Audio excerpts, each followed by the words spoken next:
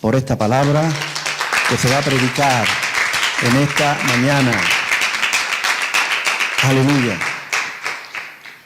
Señor, gracias por tu palabra. Ayúdame que yo pueda compartir todas las cosas que tú me has dado, tus pensamientos, las verdades de tu palabra, que podamos exponer la verdad de tu palabra. En el nombre de Jesús, amén y amén. Tengo una preciosa enseñanza, ¿vale? Es muy larga, la voy a sintetizar un poquito, porque hay tanto material ahí, tanto, y yo no... El Señor me da más sobre ese tema, que ya se ha predicado muchas veces. Y yo voy a intentar sintetizarlo para no aburriros y para que podáis llevaros esa palabra, para que la pongáis por práctica. Recuerda siempre lo que decimos, conocimiento, simplemente por conocimiento es vano, es algo vano, ¿vale? Y envanece. Pero cuando el conocimiento se lleva a la práctica, entonces se transforma en sabiduría e inteligencia espiritual. Si tú no das el paso, solo adquiere conocimiento, pero no lo aplica, eso es un conocimiento que envanece, que es vano, que no sirve para nada. Así que llévatelo, es una joya preciosa que tú puedes ponerla en práctica y convertirla en sabiduría e inteligencia espiritual, y entonces da fruto, seguro, da fruto, cual a 30, cual a 60, cual a 100 por uno. Yo sé que he predicado esta palabra muchas veces, pero créanme que tengo revelaciones de ciertos versículos que la he recibido durante esta semana y va a ser nueva para ti. El título de esta palabra es: ni deis lugar al diablo. Ni deis lugar al diablo. Esta joya, esta instrucción, este mandamiento, la inspiró el Espíritu Santo en el corazón del apóstol Pablo cuando estaba en su primer encarcelamiento en Roma. Él estuvo como varios años encarcelado en Roma con ciertas libertades, en una casa bajo la custodia de un legionario romano, de un centurión. Pero él acababa de salir del gran avivamiento de la iglesia de Éfeso. Él recién había terminado su trabajo en Éfeso y allí ocurrió ese milagro, esos milagros tan fuertes y ese avivamiento tan fuerte, donde Dios hacía milagros extraordinarios por las manos de Pablo. Y allí, meditando él, tenía mucho tiempo para meditar, estos 2 o 3 años preso, esperando la audiencia con el emperador, él recibió inspiración para escribir 3 libros de la Biblia. Imagínate, en la cárcel, y Dios le da 3 libros de la Biblia: Efesios, Filipenses y Colosenses. Son los 3 libros que él escribe en la cárcel de Roma. Y él tiene muy fresco todo lo que pasó en Éfeso, las cosas que pasaron, buenas y no tan buenas, porque por poco lo matan. De pronto se llenó de confusión la ciudad y algo feo ocurrió en esa ciudad. Y iban a matarlo y hubo en el Areópago una especie de amotinamiento de la gente y buscaban a Pablo para matarlo. El Señor lo libró y entonces ya se fue de Éfeso y dejó de pastor a Timoteo en esa iglesia de Éfeso, en la capital de una provincia de Roma llamada Asia Menor. Y ahí, en el capítulo 4, verso 27, él tiene, recuerde, métase en la piel de Pablo, Él tiene en mente todos sus hijos espirituales de Éfeso, tiene en mente toda la guerra espiritual que se vivió allí, tiene en mente la confrontación, porque las revelaciones más importantes que él recibió del mundo espiritual, las recibió bajo esa influencia del principado de la diosa Diana de los Efesios. Ahí es donde él escribe esta palabra, le dice a los Efesios: ni deis lugar al diablo. Y esa palabra no es para los efesios solamente, porque entonces hubiese sido una carta normal y corriente, pero no era una carta normal y corriente, era un libro escrito por inspiración divina, una carta, pero que había un trasfondo espiritual que era nada más y nada menos que uno de los libros más espirituales que escribió el apóstol Pablo bajo la inspiración del Espíritu Santo. Y en medio de la epístola tiene casi, 6 capítulos, vamos a decirlo así. La iglesia de Éfeso tiene 6 capítulos. Y en el capítulo 4, verso 27, suelta esa maravilla. Ni deis lugar al diablo.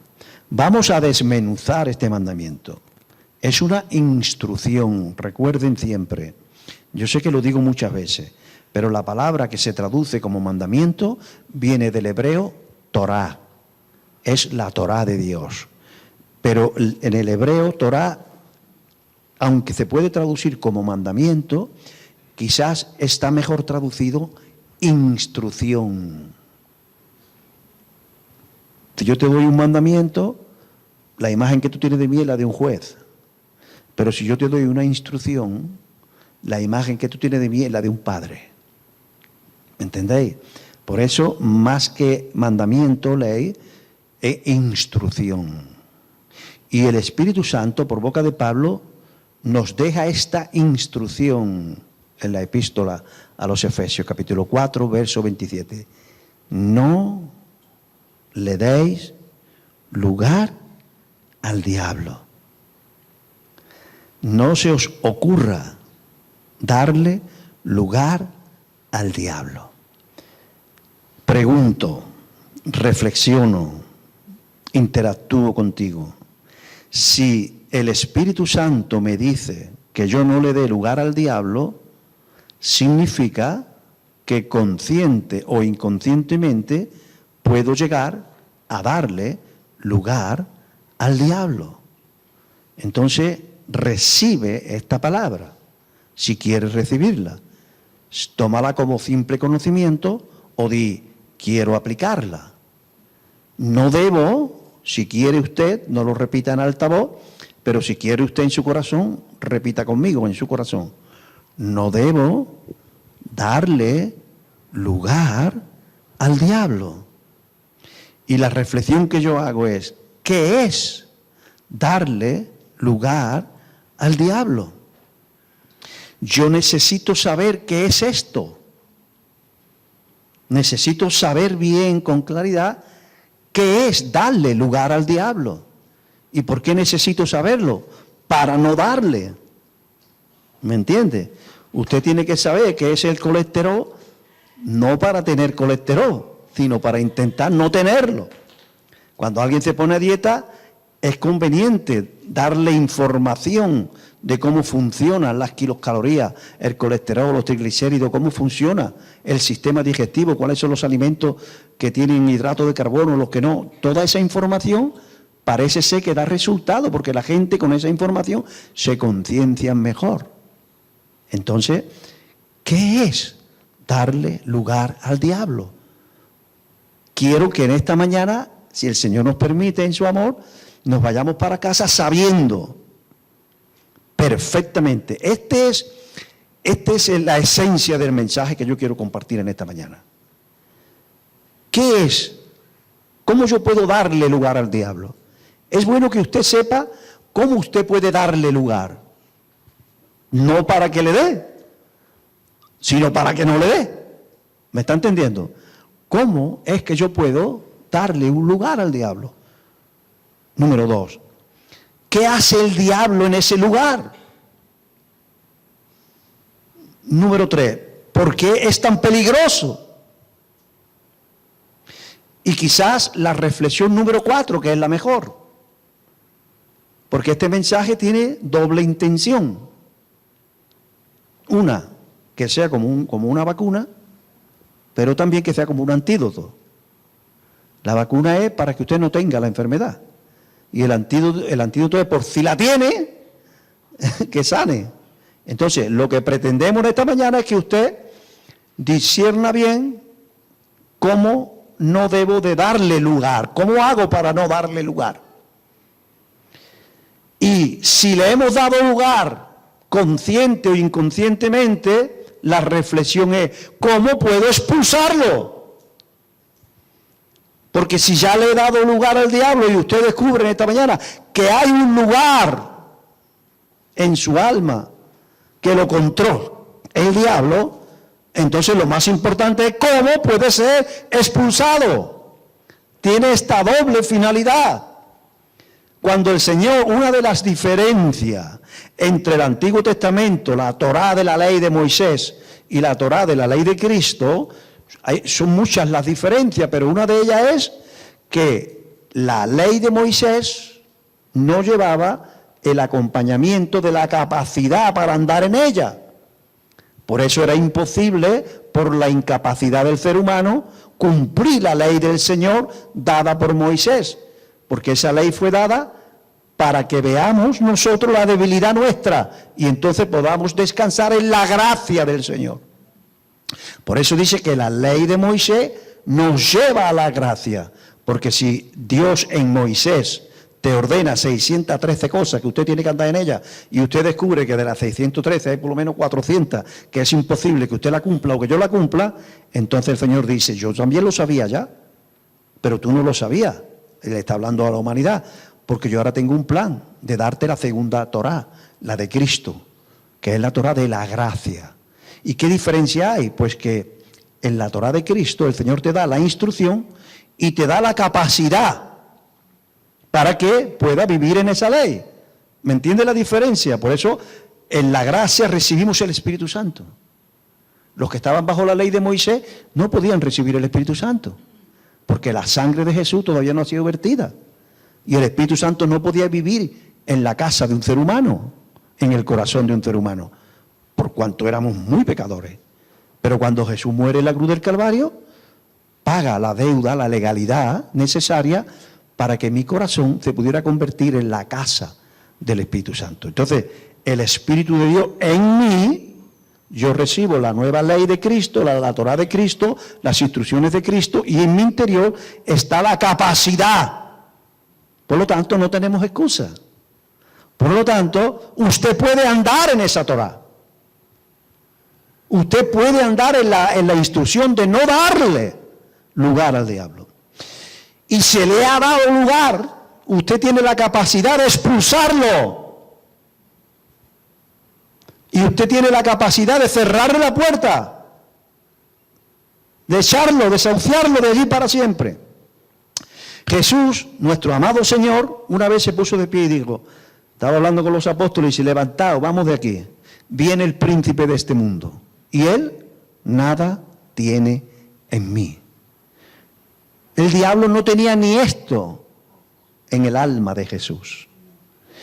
Y eso es lo que por herencia y por conquista en la cruz del Calvario, Dios le ha regalado a usted la capacidad de que su alma esté completamente entregada a Dios y que el diablo no tenga nada en usted. Si eso fuera imposible, el Señor no nos hubiera dado esta Torá. Ni deis lugar al diablo. Ahora, ¿qué es darle lugar al diablo? Es la reflexión más importante en esta mañana, porque esa nos va a dar el fundamento. Yo tengo muchísimos versículos aquí, no voy a daros la paliza, voy a intentar sintetizar, pero esté muy atento, porque si a usted se le pasa el fundamento primero de este mensaje, no va a entender todo lo demás. ¿Qué es darle lugar al diablo? Para eso tenemos que ir primero a ver el estado espiritual del ser humano antes de conocer a Cristo. Para eso es que tengo un versículo, Efesios capítulo 2, recuerde, estamos en la epístola de los Efesios, capítulo 2, verso número 2. Mira lo que dice. En los cuales anduvisteis en otro tiempo siguiendo la corriente de este mundo, conforme, ¿a quién? al príncipe viene del principal, al principal de la potestad del aire. O sea, lo que está diciendo Pablo, que disertó muy bien en Romanos, es que toda la humanidad estaba debajo de una potestad demoníaca, que él la llama el príncipe de la potestad del aire. Toda la humanidad estaba debajo de una potestad. La palabra potestad, hemos dicho muchas veces que es autoridad legal para ejercer dominio, para ejercer señorío sobre alguien, sobre muchos, sobre pocos, sobre territorio, etcétera, etcétera. Y dice la Biblia que todos los seres humanos, esto está en el primer capítulo y el segundo y parte del tercero de los Romanos. Pablo, el mismo Pablo diserta y dice que todos estábamos, Romanos 3:23, todos, por cuanto todos pecaron, todos están destituidos de la gloria de Dios. Y que todos estábamos bajo la potestad del príncipe de la potestad del aire. Lo que está diciendo la palabra, que toda la humanidad estábamos bajo la potestad. Tenía los demonios encabezados por el príncipe de los demonios, por el principal de los demonios, que Pablo le llama la potestad del aire. El príncipe de la potestad del aire estaba ejerciendo tiranía sobre toda la humanidad. ¿Por qué? Porque Adán y Eva le dieron este derecho con esa traición. Le dieron los poderes de autoridad que Dios nos concedió a los seres humanos. El diablo, por engaño, se lo llevó. Y Adán y Eva, nuestro padre y nuestra madre, hizo que esa potestad se adueñara de toda la humanidad. Pero, wow, aquí viene la buena noticia, que de tal manera nos amó Dios que envió a su Hijo para, entre otras cosas, quitarle la potestad al príncipe de los demonios. Y él, legalmente, como hijo de Dios, hecho hijo de los hombres, legalmente, en una guerra legal, como hijo del hombre santo y perfecto y sin mancha, sin haber cometido ni un solo pecado, se enfrentó a los poderes de las tinieblas de todos los tiempos y los venció en la cruz del Calvario y los despojó para siempre, para siempre.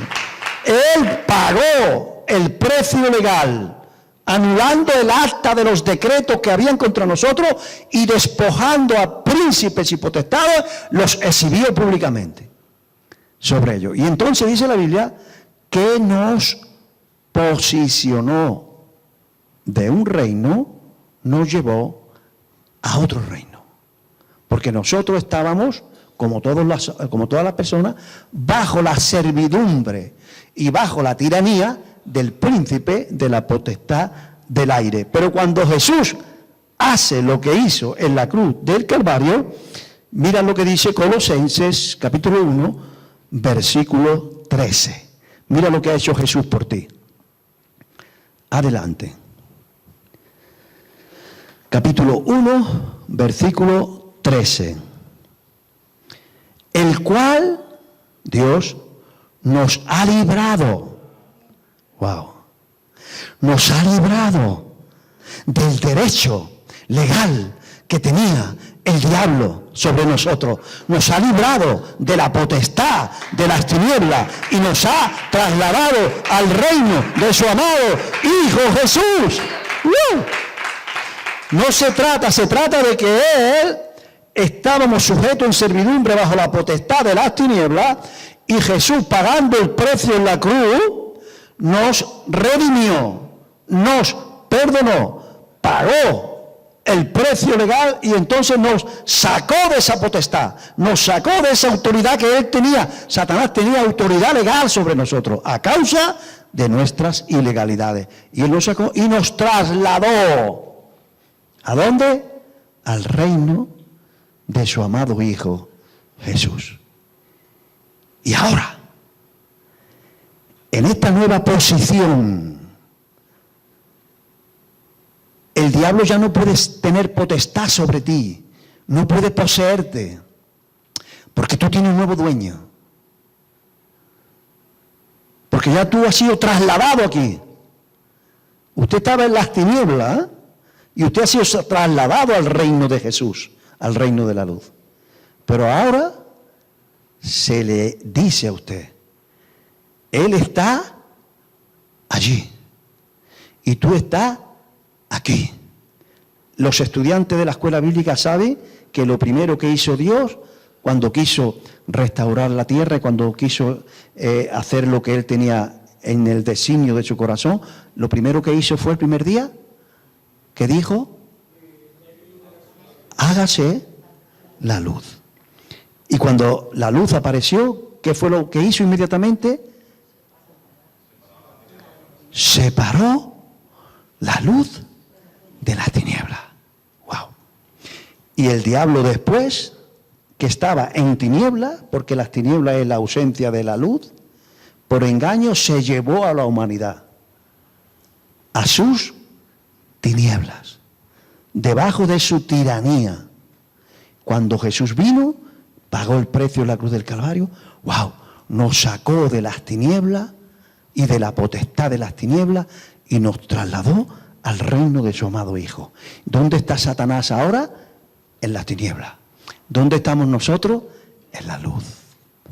Y en Efesios recibe una revelación Pablo de cómo funciona el mundo espiritual y nos habla de la cadena de mando que hay en el reino de las tinieblas. Hay una cadena de mando, principados, potestades, gobernadores y huestes, que en el Salmo 22 habla de los leones, los toros de Basán, los búfalos y los perros. Hay el diablo, su reino de las tinieblas, los tiene muy bien constituidos. Y hay una cadena de mando.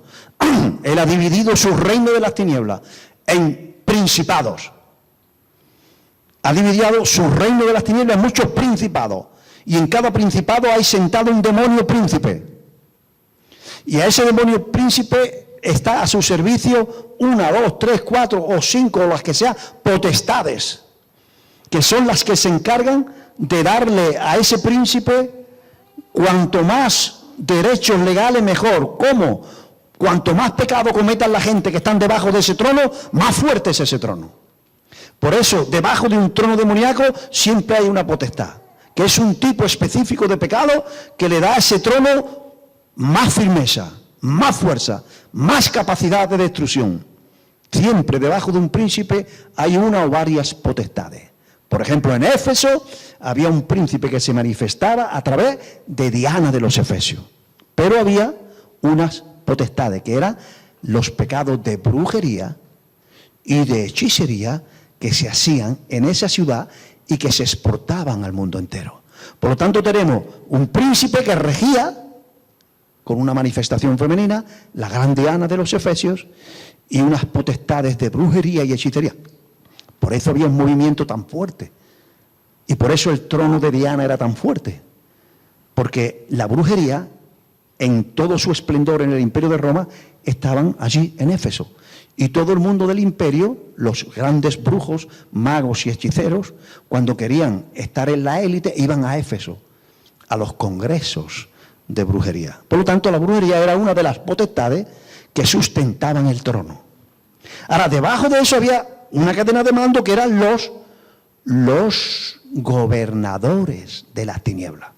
Recuerden esto, gobernadores. Y debajo de una potestad y de un príncipe hay muchos gobernadores que tienen cuadrillas de malignos, muchas cuadrillas de malignos. Los demonios actúan bajo estandarte. Hay un ejército de perros espirituales, hablando espiritualmente, que operan bajo el estandarte de la inmoralidad. Otros bajo el estandarte de la brujería. Otros bajo el estandarte de la violencia. Otros bajo el estandarte de las envidias, de las orgías, de los celos, de las envidias, de las violencias, etcétera, etcétera, etcétera. Y están así organizados. Y entonces, viendo Pablo todo esto, es cuando le dice a los creyentes de Éfeso, ellos están allí y tienen su cadena de mando. Tú has sido comprado con precio y has sido trasladado aquí. No le des lugar. No le mandes un puente. No hagas una calzada, no hagas un camino. ¿Qué es darle lugar? El diablo no puede sellar tu dueño, porque tú has sido comprado con precio de sangre, pero tú sí puedes, que no debes de hacerlo, darle un lugar en tu vida, un enclave. Dale un enclave, no deis lugar. ¿Sabes lo que es un enclave? Mira, te voy a ir dando citas bíblicas para que tu mente vea qué es darle lugar. Tengo muchas citas bíblicas, pero no me da tiempo. Pero voy a decirte un detalle, son enclaves. ¿Quién sabe de aquí, hablando en sentido político, de naciones físicas, humanas, quién sabe lo que es cuando una nación tiene un enclave? ¿Alguien lo sabe? Mira, un enclave es cuando una nación tiene un territorio suyo dentro de otra nación. A eso se le llama enclave. Por ejemplo, en España, los ingleses, ¿está lejos Inglaterra de España? Mira si está lejos.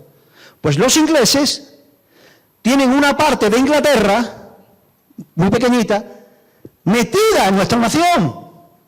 Los ingleses tienen un enclave. Un enclave es un territorio español, pero que no es español, es inglés, pero que está dentro del territorio español. Y los ingleses pueden venir ahí cada vez que les da la gana.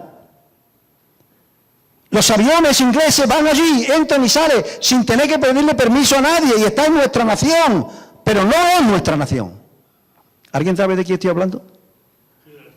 Del estrecho, perdón, del peñón de Gibraltar. Si tú vas a mi tierra, Cádiz, vas a una ciudad que se llama la Línea de la Concepción, yo he ido, tú te estás paseando por la línea y estás en territorio español. La gente de la línea son gaditanos, como yo. Pero de pronto llega a un sitio donde ve a un policía británico, inglés, y donde ve una bandera inglesa. ¡Wow! Y si ellos quieren, te dejan pasar. Si no quieren, no te dejan pasar. Porque eso está en la línea que está en Cádiz, pero no es España. ¿Qué es? El peñón de Gibraltar es inglés. Un avión inglés no puede pasar por nuestro cielo aquí en Jaén, a menos que pida permiso y España se lo conceda. Pero en el peñón de Gibraltar puede entrar y salir cada vez que le da la gana, porque es territorio inglés, aunque está dentro de España. Eso se llama un enclave.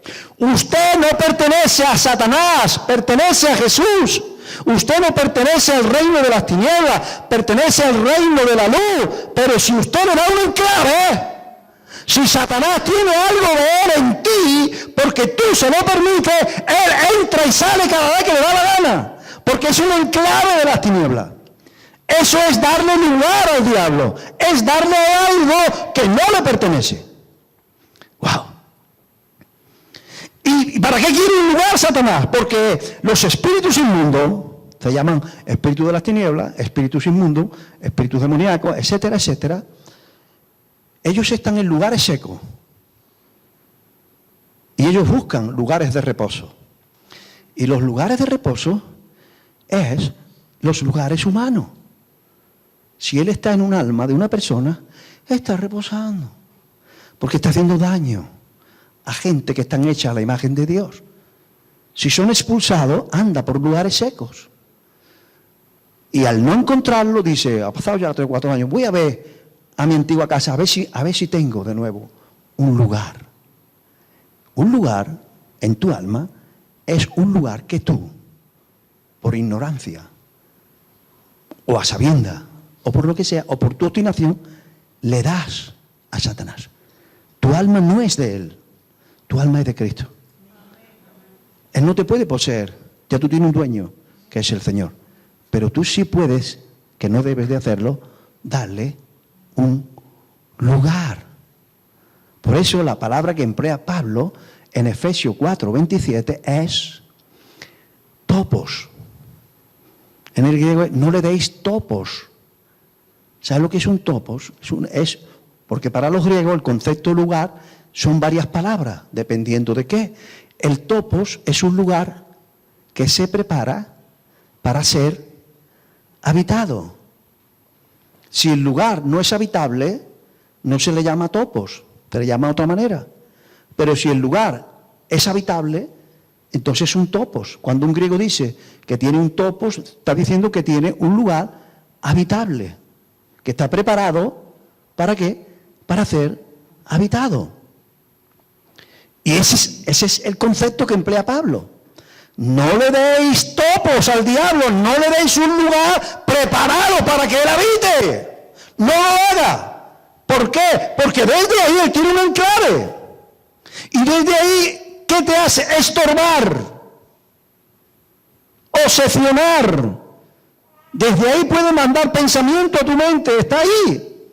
La buena noticia es que puede ser expulsado, que es el último punto de esta mañana. ¿Cómo puedo yo expulsar si lo he hecho? Y si no lo he hecho, ¿para qué me sirve este mensaje? Para que no lo haga nunca.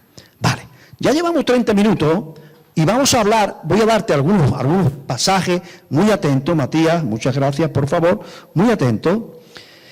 Y dice, por ejemplo, vamos a estudiar un poquito el Salmo, Matías, atento, 91.